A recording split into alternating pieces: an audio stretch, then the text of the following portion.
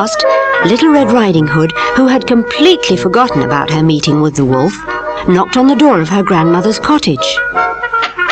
"Open the door, Granny. It's Little Red Riding Hood, your granddaughter," she called out. "Come inside, little one. The door is on the latch, and I'm far too tired and weak to get up," answered the wolf, in the gentlest voice he could possibly manage. He was sitting up in bed, and he had a very wicked smile on his face. The little girl went in. She looked very pretty with her basket over her arm and a big bunch of flowers in her hand. "What beautiful flowers you've brought me, my dear," said the wolf. "I'll save the tart for later." All the wolf was really interested in was when he could eat up his long-awaited treat, Little Red Riding Hood.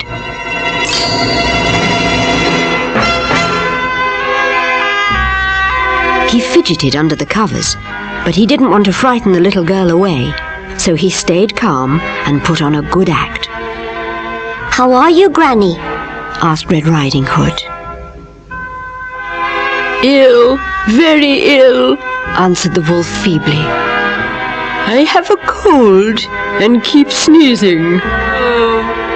"What a strange voice you have, Granny," said Little Red Riding Hood. My nose is blocked up because of my cold," explained the wolf. "What big ears you have," Little Red Riding Hood pointed out, noticing the wolf's ears sticking out from under the bonnet. "And that's not all that's wrong with me," replied the wily old wolf. The little girl couldn't help noticing the wolf's greedy gaze behind her grandmother's spectacles, and said nervously, "What huge eyes you have, Granny." "All the better to see you with, dear granddaughter," replied the wolf. But Little Red Riding Hood still wasn't sure. Her granny had such a strange voice. But the wolf was clever as well as sly, and he complained of how poorly he felt, and gave 3 sneezes and coughed 4 times just to prove it. The little girl came closer to the bed.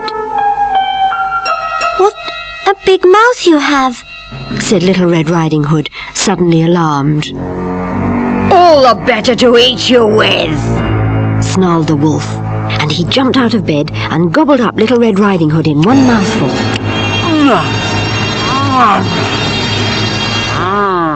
Now he was completely full up, and he fell fast asleep. The wolf was snoring in his sleep when the woodman came to investigate what the curious noises were coming from the cottage. The woodman took one look and guessed what had happened. "I've been trying to find this wicked wolf for a long time," thought the woodman. "And if the old lady's disappeared, I've an idea where she is." Something had to be done before it was too late.